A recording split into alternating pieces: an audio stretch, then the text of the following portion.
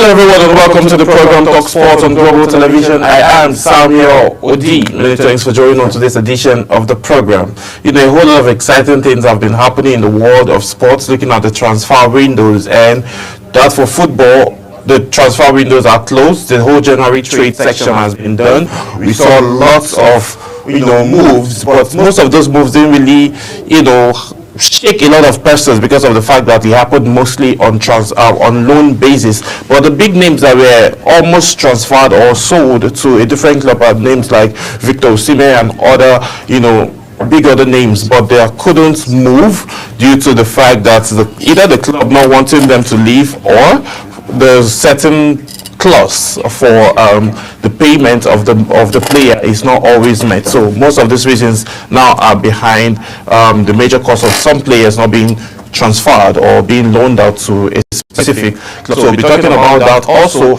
we'll be talking about what the chairman of the Commission of Sports also made mention about here in Nigeria, saying that it's going to be very, very vital for Super Eagles to make it to the World Cup, that is clinching the World Cup ticket and scaling through the qualifying stages, given the fact that the Super Eagles are in the same stage as Rwanda as well as Zimbabwe as well. So looking at all of these now, the matches will be starting in next month. I think the Super Eagles will be flying over to Rwanda first and then come back home to face Zimbabwe in the Godswill Akpabio Stadium rather. So we'll be talking about all of those. We'll also talk about basketball qualifications for your under 1920, under 19 2025 World Cup that will be happening, and then we'll be talking about the impact of grassroots basketball on Nigerian sporting activities. So we'll also talk about the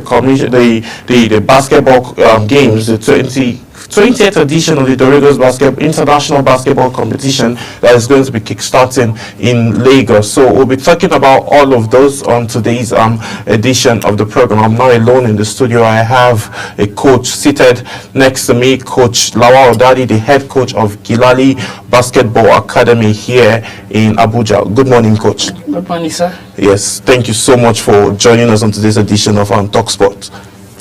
Yes, so let's get right into it. We'll be starting from the home front, where the chairman of the commission, Shehu Diko, has tasked the NFF to secure the 2026 World Cup ticket. The National Sports Commission chairman, Shehu Diko, has charged Nigerian Football Federation to ensure the Super Eagles qualify for the 2026 World Cup. This comes as Nigeria is in its fifth place with just 3 points after 4 matches in their qualifying campaign, 4 points behind leaders Rwanda with 6 games left to play in the series. Diko made this known during the NFF President Ibrahim Guso's visit to his secretariat to brief him on the preparation for the crucial World Cup qualifiers billed for March 2025. Their first match, I think, is going to be kicking off on the 21st of March. That's a month. The Eagles, under the new coach Eric Chelle, faces Rwanda and Zimbabwe in March in the must-win fixtures as they bid to secure the group's territory ticket to a global showpiece set to be co-hosted by the United States of America, Mexico, and as well as Canada. Chile, who was appointed some weeks ago, has already emphasized that qualifying for the World Cup remains his immediate priority ahead of the 2025 African Cup of All Nations that will be starting in the month of December this year. So we'll be looking at all of those. So it's very, very key. It's very key that we see that the Super Eagles get to qualify for the 2026 World Cup that will be played in the United States, Canada, as well as Mexico. So looking at all of those angles now, we are hoping to see that all of these things is actually going to impact them, and then they will be able to have what is required, because now preparations have been in place, and the President Ibrahim Gusso is also having conversations with the chairman of the Sporting Commission. We remember a couple of weeks ago when the chairman of the Sporting Commission made mentions of the fact that if grassroots football is not properly taken care of, that there is no way that we'll be able to talk about international competitions. So we are going to be talking about basketball from the grassroots and also football from the grassroots. Abuja Kids competition will be coming up soon, and then we have a whole lot of grassroots coaches and then that are paying attention to that sector, given the fact of what the Sporting Commission, chairman of the Sporting Commission said. So I know you're not big on football, but you are very big on preparation. I know you too well that you always like preparations to be forthcoming. So looking at the Super Eagles now, they have matches to play and they need to qualify for the World Cup come 2026. How well would you say that the commissioner is doing, in terms of, making sure the NFF gets to prepare for the competitions coming? For now, I would say they are doing their best, but they're not trying to the bigger level. What I will always tell people is Nigeria, looking at the pool of talent that we have in this country, we are not supposed to lose any of those underage championships. But you see, we've failed as people, to always take grassroots seriously. We have a lot of talent, we have the manpower, we have everything, but coordinating it is a big problem. Why am I saying this? Is because we don't give attention to grassroots. Now we're talking about the grassroots players. What are the coaches taking care of these players? These people are human beings. They have life too. And nobody is even looking at them. Some of those coaches, they don't need much. All they need are balls, nets, jerseys, to take care of these kids. I know how many balls I have. Okay, if I want to calculate how much ball I have, like I'll be talking about millions of naira I spent on ball, only balls. So imagine when they don't take care of grassroots, what happened? And we have people going for big posts and etc. What are they using those money for? Well, we are looking at it now, and again, we've seen how important grassroots is towards sporting development in Nigeria, and the Commissioner of Sport is very, very big. The chairman is very, very big on grassroots. But let's move away from that as we plan for the Super Eagles to be able to, make it through and qualify. We are seeing another boost for the Super Eagles team as Okoye is back fit to be able to join the Super Eagles in this qualification. Super Eagles goalkeeper Madueke Okoye is back to full fitness and has returned to training for his Italian club with ACE. The 25-year-old has been sidelined since December after undergoing surgery to repair a torn scap trainets in his right thigh, in his right wrist rather. However, his club side confirmed that Okoye has resumed training with the club and would be available for selection when they face Napoli. So looking at all of this now, that's the current Super Eagles coach. Eric Chile is very excited that not just having Stanley Nwabali now, who is currently the number one goalkeeper for the Super Eagles, then we have our second good goalkeeper also, who has been exceptionally great for his club side. We are hoping to see that he's also going to be invited to the squad when plans for this preparation will happen. So in the next couple of weeks, we're expected to start seeing Super Eagles players, Victor Osimhen, Ahmed Ademola Lookman, Victor Boniface, Stanley Nwabali, Samuel Chukwueze, Moses Simon, and the rest of the gang, all of them to start coming back to camp so as to prepare for the World Cup qualifiers. Most of these, the Super Eagles have a very, very young squad, and most of them have not even featured in these certain leagues. So we are expected to see them come and then also put in their best, given the fact that these guys are actually the forerunners for their club side, representing their club side. And without them, most of the times we've seen their club sides either get a draw or maybe lose a match because of the lack of their impact in that game. So we're expected to see them come back and then focus more and get things ready for the qualification stages of Nigerian World Cup qualifier. So we are expected to see that, and also for that of December African Cup of All Nations. Moving on now, let's talk about Ahmed Kida and then basketball, the Nigerian Basketball Federation. And there's a whole lot of crises that have been going on. I'm sure you've been following through, given the fact that you're one of the grassroots coaches. So With all of these, we've seen Ahmed, Kida, Oyedeji, and others. These are the executive board members. You know, they are set to grace the Dorigos basketball tournament. That's the 20th edition of the Dorigos International Basketball Championship. That is set to take place. That is from next week, on 13th of February. So this is going to be happening in Lagos State. The president of the Nigerian Basketball Federation, Musa Ahmed Kida, are leading dignitaries to the event, according to Clementina Dorigos, organizer of the championships. The championship, Ahmed Kida's presence, according to her, is a testament of his commitment to grassroots basketball development. Would you agree with Mrs. Clementina on this her statement, saying basketball, the grassroots basketball has been something that has been evolving and been getting to a higher level since the inception of the current president, Ahmed Kida? Big no. Okay. And why big no is for the past 8 years, for the past 8 years of Musa Kida's administration, yes, I'm standing here with all facts, you know. Before his administration, we used to have under 14 teams, national team, under 16, under 18, under 20, under 21, national team. I mean under 8 championships.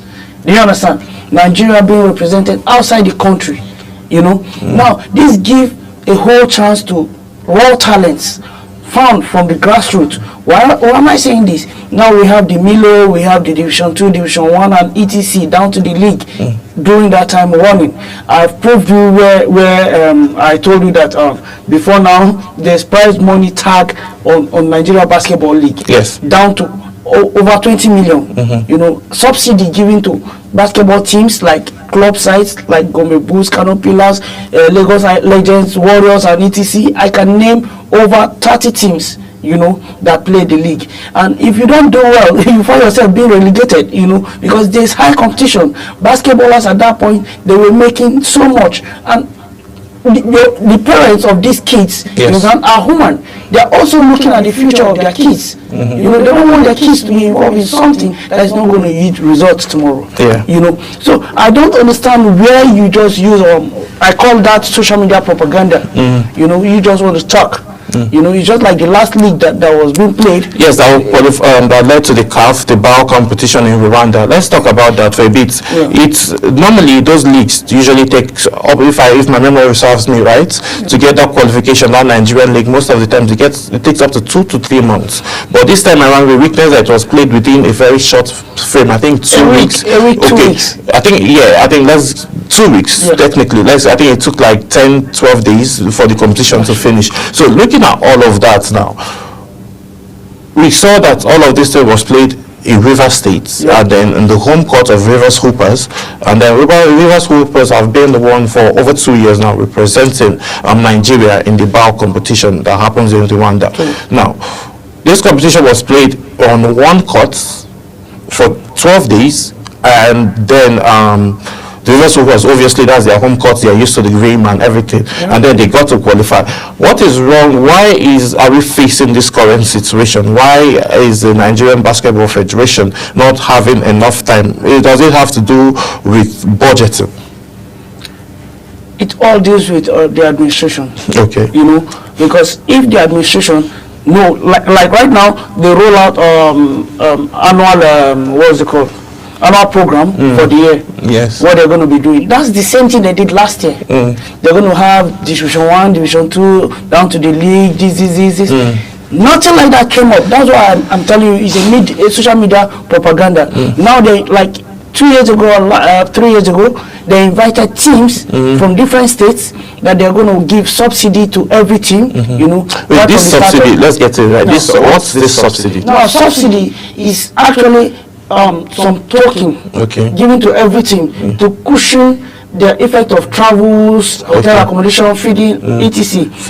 Now, even if they have to go, they have to spend or add money to eat, the owner of the team or the state is not going to find it that heavy, you know, on them. You know, it cushions the effect of I just want the viewers to have a very clear understanding of what you're saying. Yes. Now, because in everything you want to do, you need to have subsidy, like for teams, you know, and when when the teams that are coming for these championships also see that there's a good organization, they will be very happy.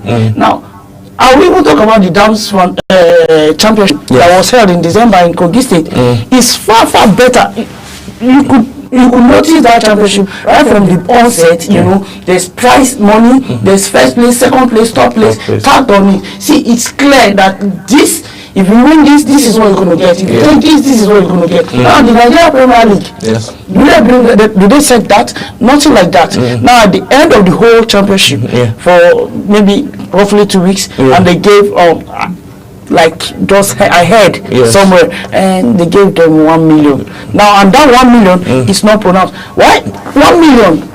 If I give you 1 million, it's not even enough for you and your family right now in this current situation. Let me tell you, the former administration the former administration of Tijani Umar. You understand? Now they give 5 million as subsidy. Then things were not as expensive as this.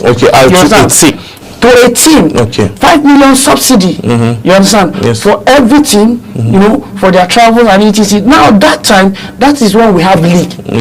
That's not the one you just finished playing. I call it friendly matches, because I really don't understand how a league is going to last just 12 days, and we are talking about qualifications to go represent, you know, to go represent Nigeria. So how would you take just 12 weeks to have a league and then to get the best of the best? You know, what do you call league? First, what do you call league? A league is run for like minimum of 3 months. Do you understand?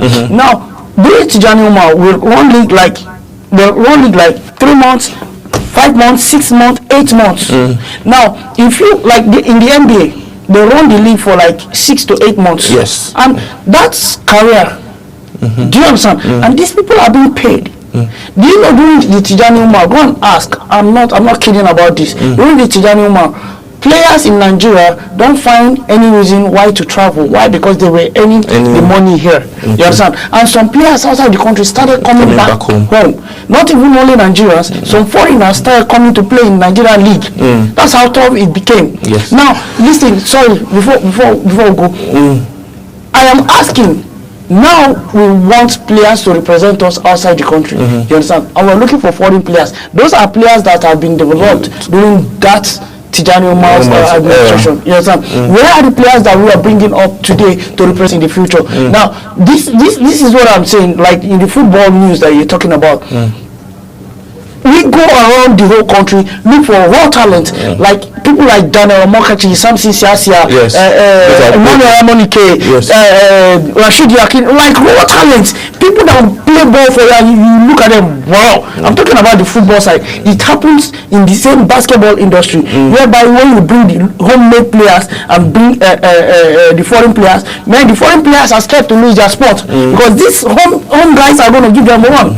You know, so they are scared. They don't want these home-based players to come meet them, because these guys are they're deadly. Well, we'll look at those. You know, that we still have this under 19 and the Tigers. That's the ladies, the junior team now, will be representing. They are in the same group with some great guys, Australia and the rest of them. So preparation now, how well do you think these ladies, I know you do in your academy, some persons have been able to travel out of the country. I was in touch with one of your boys a couple of days ago that's in New Zealand, and he is doing great, and then he has advanced in his playing in the leagues here in New Zealand, which is great. So how well is it going to be now for the Basketball Federation, not just traveling and just going for private competitions? How well is it going to be for preparation, and also introduce these young ladies to the grand stage in a very grand fashion that would show that they have been doing their homework before they got to the world stage level? Thank you for that question.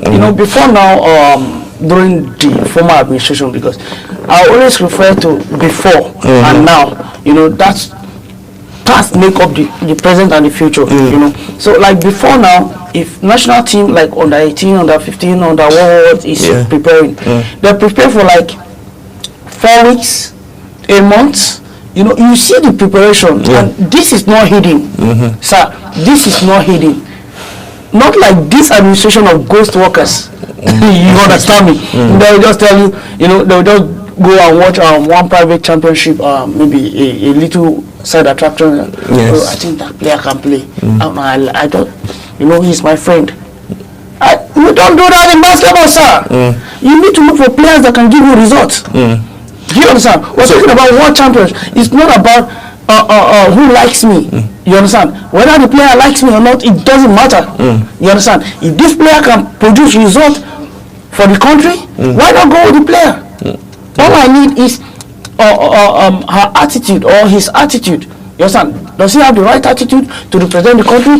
Does he have the right game? You understand me? Yeah. Come on. And is the person really willing to learn? Those are other aspects. But looking at those ladies now, we know how far they were able to come last year for the under-18 Afro basketball championship that happened here in Africa, and then they got to the almost to the final stage. But this time around they are ready, and then would be able to face the other guys at the world grand style, and then be able to face them in this World Cup qualifier.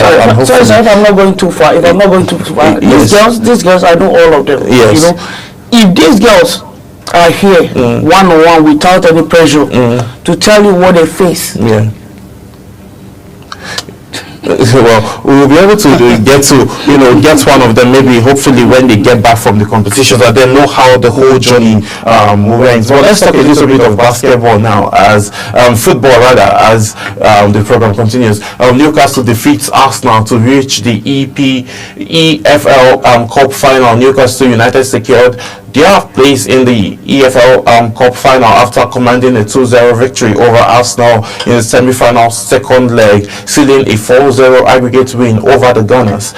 Goals from Jacob Murphy and Anthony Gordon ensured Harry's side progressed to the final, leaving Arsenal with yet another cup disappointment. The match began with a controversial moment in the 7th minute when VAR intervened, but the score remained leveled. However, it did not take long for Newcastle to reset dominance in the 19th minute when Jacob Murphy found the back of the net to put the Pinks ahead, sending the home crowd into celebration. So we are looking at that, and then this is super exciting for Newcastle fans. They are happy and then jubilating. Well, earlier before the last 2 goals, I would say, Anthony Gordon critically said that Newcastle must stay humble as they rub salt in Arsenal's wound after demolishing the Gunners to book a spot in the Carabao Cup final. And it is the second time in 3 seasons that Magpies have reached the final of this competition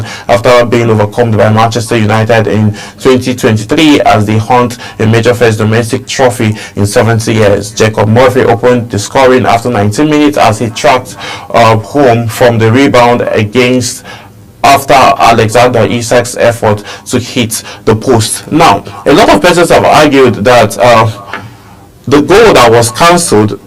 Okay, before we talk about the goal that was cancelled and VAR, before we get into that conversation properly, it's been recorded that just this season already from 23 matches, VAR has been able to they've spotted 13 errors that has been made by the VAR in just 23 matches, and then there are plans for an automated offside machine that would be created, and then that should help with the VAR and then assist referees as well. So looking at that now, some persons have argued that the VAR was wrong when it had to deal with Alexander Isak's goal, because the proper VAR line, as always, the red and the blue line that we always see, was showing at the same spot, and then the defender of Arsenal and then Alexander Isak are on the same line and then moving on the same pace, but still the VAR flagged him off as offside. So that is something that the Newcastle guys are actually complaining about. And also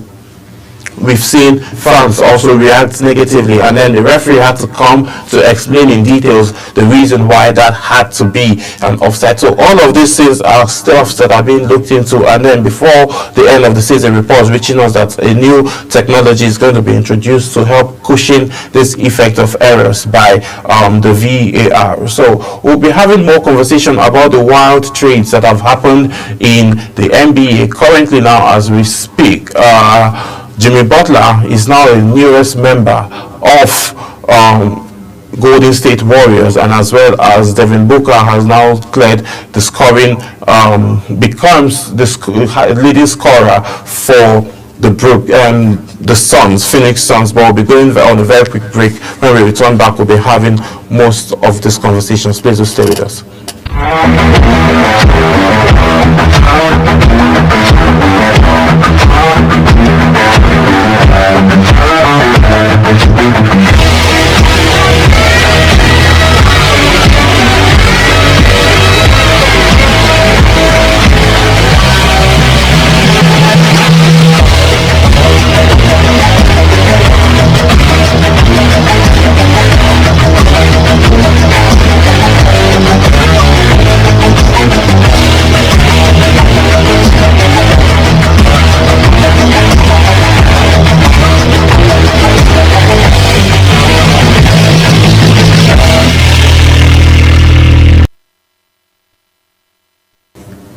Yes, many thanks for staying with us. Now let's talk NBA basketball. Devin Booker breaks Suns recording record.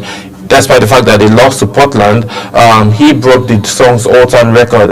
Devin Booker became the Phoenix Suns all-time leading point scorer against the Portland Trail Blazers earlier this week, but it was not enough to earn his team victory.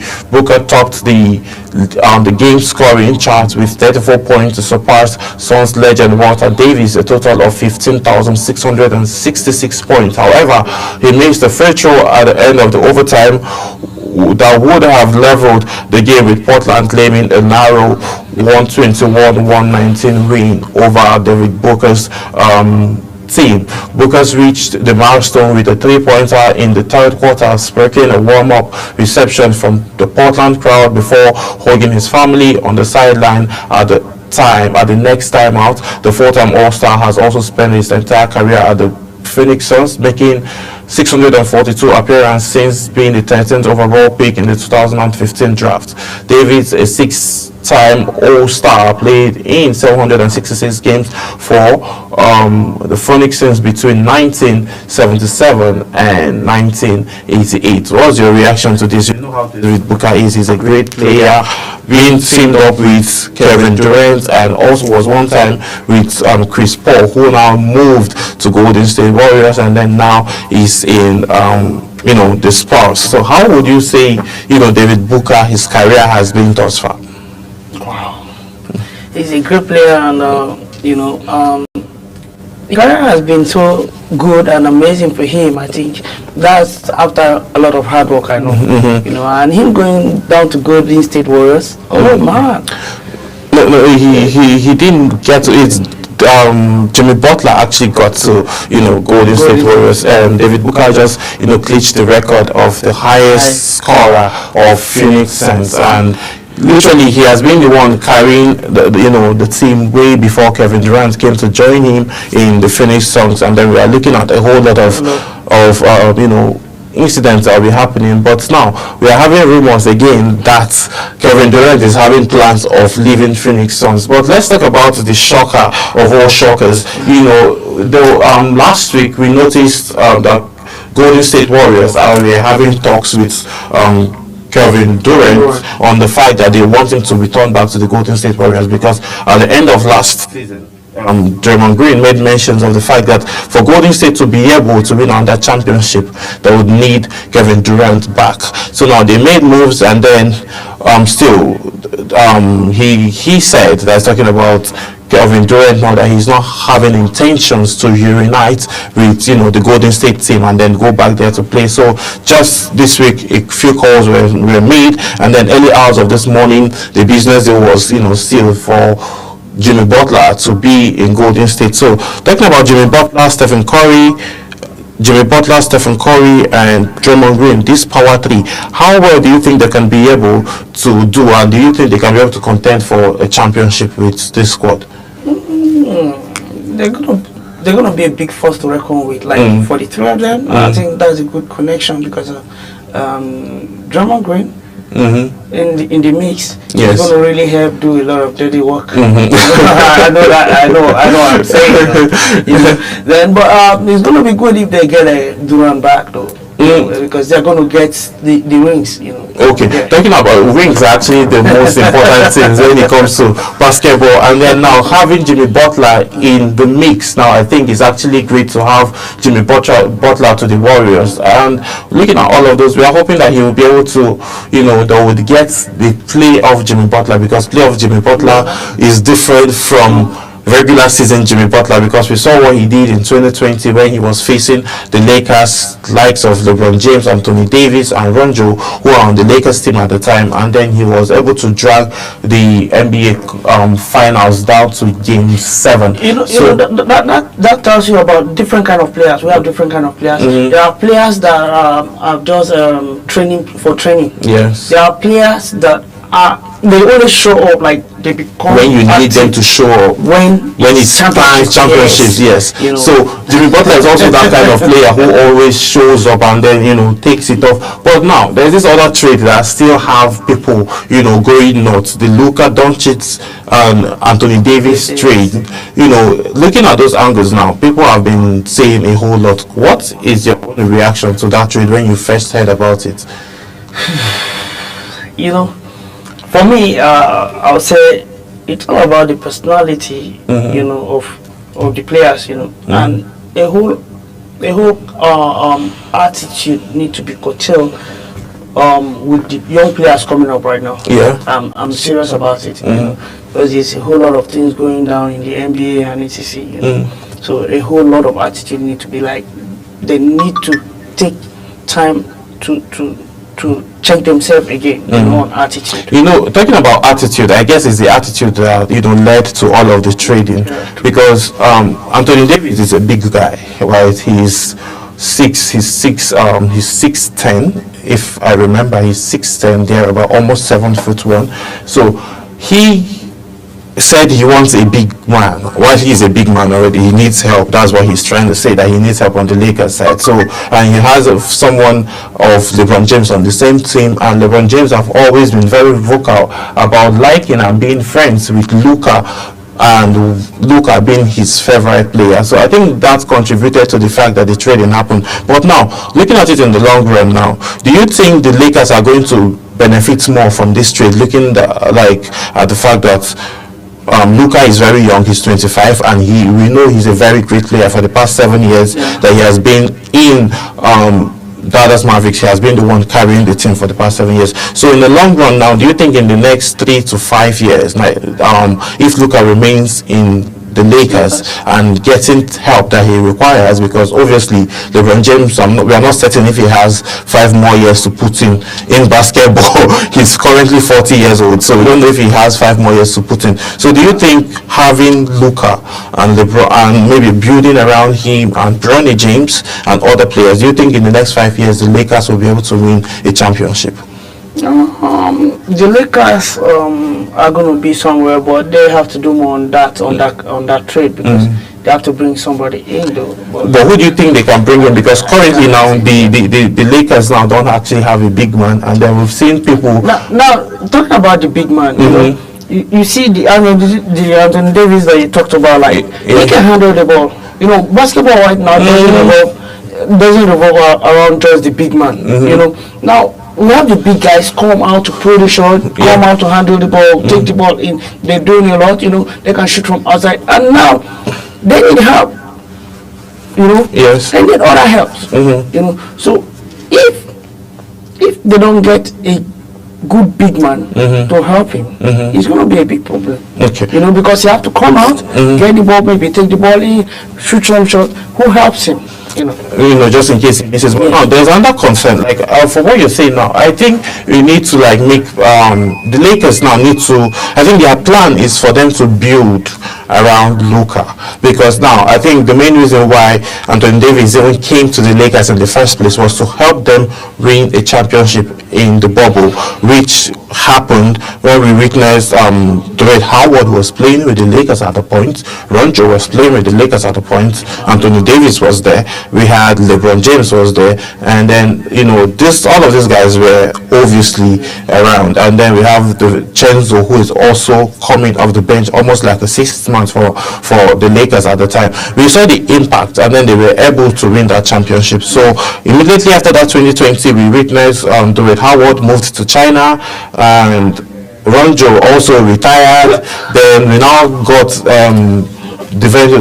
Chenzo traded to the Washington DCs, and then it was just left with LeBron James and Anthony Davis. Now, they tried building around Anthony Davis when LeBron James got injured, but Anthony Davis too got injured at some point. Then the whole lot now came down again on LeBron James, which was now a problem because he can be so futuristic given his age. Now I feel that's the reason why they got Luka, to be able to build around Luka, so that in the next couple of years they are going to get Luka, now a big man who is also young and as well experienced, on the same level. Now Bronny James is back from the G League, and now he's playing in the NBA. So we have LeBron James, Bronny James, we have Luka, and then we also have some other great guys too, Hachimura, who is also coming up from the bench for the Lakers, and then doing all of this. For me, I think LeBron James should be looking at retiring because it's going to be talking about him. It's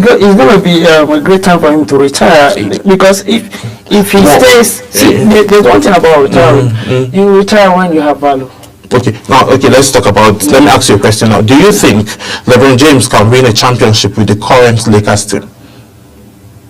He can, but it's going to be very. It's going to be tough. It's actually going to be very. It's going to look like passing an elephant through the eye of a needle, because now you have a whole lot of younger guys around you. You don't have a big man. Big men win basketball, despite whatever way the dynamics is going to change. I know scoring wins the game, wins basketball, right? And the game itself has evolved, where we have, like some persons have argued that Steph Curry came and changed the whole dynamics of basketball. Now everybody the big men that win the games, shooting from long range, but all the sides of a big man cannot be overemphasized. No. The funny thing about this is, from a layman perspective, we think big men win the games. It's not just about the big men; it's about the kind of play. The kind of play that the Lakers do. There are some kind of play. This happened.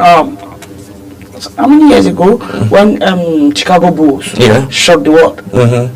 So everybody was like, no, we want bigger men, we want like 7'2", 7'3", Chicago Bulls came with average players, like not that too tall. Yeah, I think most of the tall, they had people like 6'7", 6'8". Yeah, everybody in the team, have their work, on basketball court. And again, is everybody have advantage. If you are tall, you have your advantage. If you are short, you have your advantage.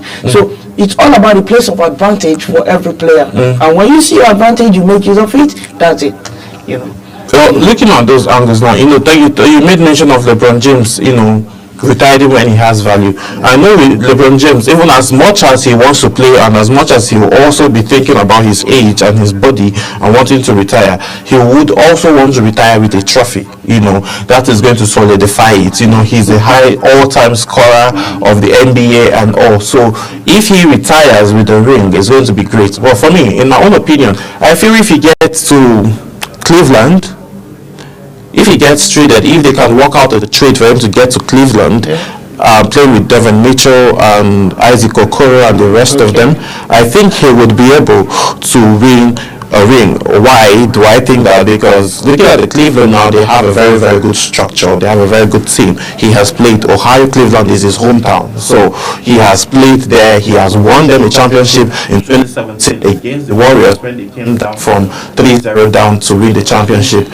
So that was in 2017. So looking at all of this now, I feel basically that if he goes back with the current team that he has, that the Cleveland has, he would be able to bring in more input, and then they would be able to see if they can make a run for the championship this season. Okay. I think that's great. Well, basically, we are going to look at that. But so looking at all of those angles now, I feel it's going to be actually great for these guys to be able to, get it done with, and but at the long run, let's talk about it's just coming to my head now. Let's talk about Mavericks now and the current squad, because we saw last season Luka took them to the finals. Now you have Kyrie in the Mavericks, you have Klay Thompson in the Mavericks, and then now you have Anthony Davis in the Mavericks. Now this is something that is looking very, very it's looking very, very interesting, in the sense that these guys, what do you think? And then there are rumors that we're hearing now that Kevin Durant wants to find a trade to Mavericks. So do you think the Mavericks will be able to win a trophy if a trade for Kevin Durant happens? Then having KD, AD, and then Kyrie Irving, and then Klay Thompson, do you think they would be able to clinch a title? Do you think they can make it through to the finals and win the playoffs? Yeah, those are great players. So how would you think, as a coach now, if you have this squad now of, are you going to start at Kevin Durant is 7'1", then Anthony Davis is 6'10". We have a very great guard in Kyrie Irving, and then we have a very good shooter from Klay Thompson. You know what I will tell you? Yes. You know what I will tell you? Playing these players, it doesn't matter whether if they're like the same height or it all depends on the situation you have on the court. Doesn't size matter in basketball? The size matters. Okay. The size matters. Then the size, the player that has the size need to have the value, the equality that you want. Okay. Because if a player has not size, the player having size and then piping all over. Do you understand? So no matter the size that you have and you don't have the quality that keeps you on the floor, forget it. The smaller men are going to eat you raw. Like you can see Ja coming a lot up to do things on people's head. People that are far taller than him. That's what I'm talking about. Talking about Ja, and then we have Anthony Silva, who is also playing there. But now we are hearing another rumor now that Adam Silva might actually go to the Lakers. So do you think LeBron James, Adam Silva, and Luka, this recombination can get to a certain level deep into the playoffs? Yeah. Because Adam Silva is the Aquaman of the NBA. You know what? If that happened, that means LeBron James is going to use Adam Silva properly. Yeah. And considering that he's going to have support from Luka Doncic. Yes. So it's going to be a great game. We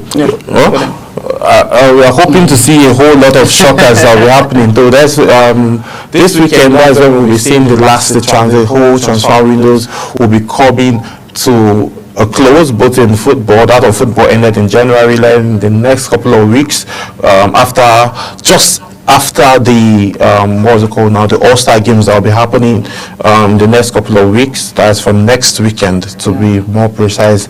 We would see some trades also that would happen during the playoffs, and then we'll see how well it's all going to turn out. Then we now get ready for the playoffs. We get ready for the playoffs. So thank you so much, Coach Lawalda, the head coach of Gilale Basketball, for joining us on today's edition of Talksport. Thank you so much. Please. I need the leaders of this country to wake up to see to the lights of grassroots. I mean it. I'm serious. If we want for any nation to grow, you understand, you need to take care of not only sports, in anything. Not only sport, in anything. I mean it.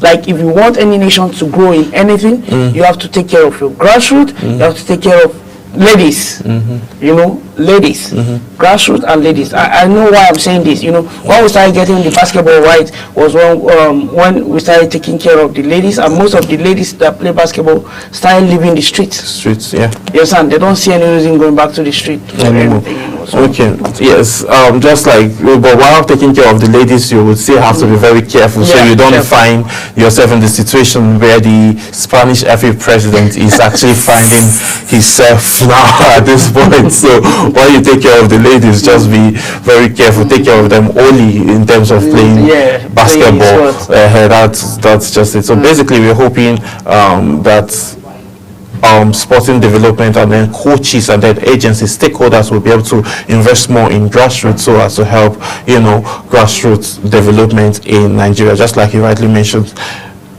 the grassroots, those SMEs now in business and also in sports, the grassroots matters. Those on the down level actually matter a lot to help the growth of a community, of a country. My name is Samuel Odi. That's how much time will permit us to discuss sports today. I'll see you again as we talk more sports. I want to say a very big thank you to the entire production team for making today's production seamless. Bye.